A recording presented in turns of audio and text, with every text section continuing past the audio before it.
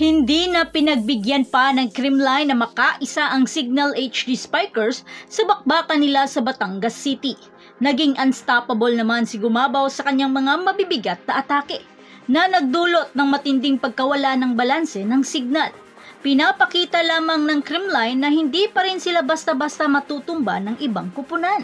Sino kaya sa nalalabing 10 kupunan ang makakapagpahirap sa Creamline?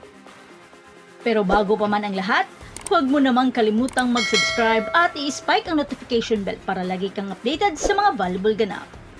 Ipinakita ng Creamline ang lakas at kahandaang ipagtanggol ang All-Filipino Crown sa kawalan ng dalawa sa mga nangungunang angkor nito na sina Gia at Sed. Ngunit nagawa pa rin nilang natalo ang Signal at winalis in 3 straight sets sa score na 25-20, 25-20 at 25-16 sa kanilang inaabangan na tunggalian sa Premier Volleyball League sa tour match sa Batangas City Sports Coliseum. Isa rin sa nagpaangat sa Creamline ang kanilang consistency at binigyang diin ito ni Michelle Gumabaw sa pamamagitan ng pagbigay ng ikalawang sunod na 20 points para pangunahan ang Cool Smashers na lampasan ang HD Spikers sa 1 oras at 27 minutong bakbakan na nagpatingkad sa lalim at kalidad ng roster ng defending champions. Si Michelle Gumabaw ay nakapagtala ng 20 points including 19 attacks at 1 block, dahilan upang hiranging player of the game. Pangalawa na ang panalo ng Creamline at wala pang talong record. Kahit wala ang ace playmaker na si Gia de Guzman at top middle blocker na si Sed Domingo, na ngayon ay parehong naglalaro sa ibang bansa.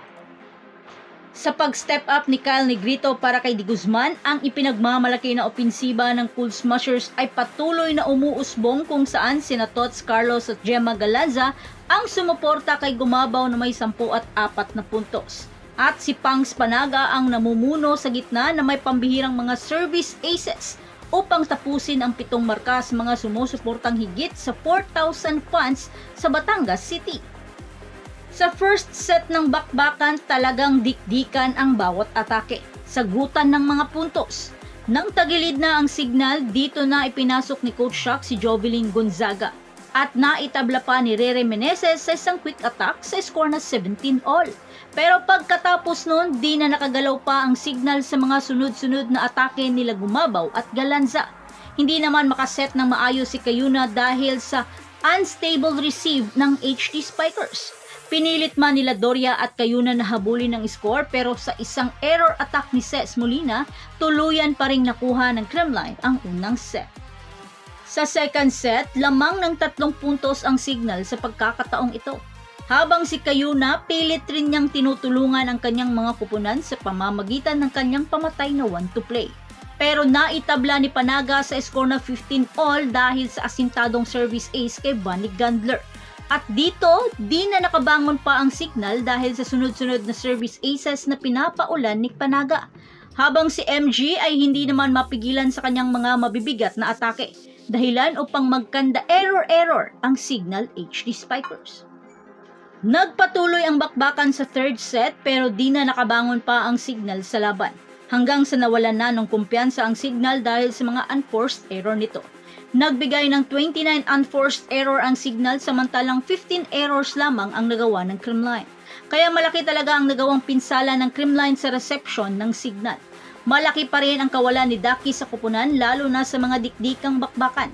Gayunpaman, marami pa rin pagkakataon pang itayo ng Signal ang kanilang bandera. Si Ces Molina ay nagbigay ng eksplosibong 17 points ngunit nabigong makuha ang kinakailangang suporta tulad ng ginawa niya laban sa high-speed hitters nang bumagal si Bunny Gandler ng 6 na puntos matapos ang isang malakas na 12 points outing sa unang pagkakataon. Si Jovelyn Gonzaga na hindi nakapaglaro sa unang laban ng Signal para magbigay karangalan sa isang military commitment ay umiskor din ng 6 na puntos at si Chin Basas na naglagay ng 12 points game laban sa PLDT ay napigilan sa 3 puntos lamang at si Jackie Acuña ay nawala ng puntos matapos ang 8 puntos na ipinapakita nito noong nakaraang linggo sa laban nila sa PLDT. Kaya kahit sino sa Creamline pwedeng isalang dahil napakalalim ng bench nila kung kaya't si Bernadette Pons na nangunguna sa 22 points laban sa Choco Mucho ay umupo muna sa laban upang magpahinga. At isa pa rin kaya sa dahilan ay ang malaking connection pa rin nila kay Coach Ty Bundit na nanunood sa audience. At ang susunod na makakalaban ng Creamline ay ang bagong revamp na kupunan na Jer Floor Defenders October 26. Alas 2 ng hapon nagaganapin naman sa Inaris Center. Habang ang Signal, makakalaban naman ang Chocomucho Flying Titan sa parehong araw October 26 alas 6 ng gabi sa Inaris Center, Antipolo. So that's it! Thanks for supporting this channel and please don't forget to like and subscribe and spike the notification bell para lagi kang updated sa mga valuable ganap. And thanks for watching.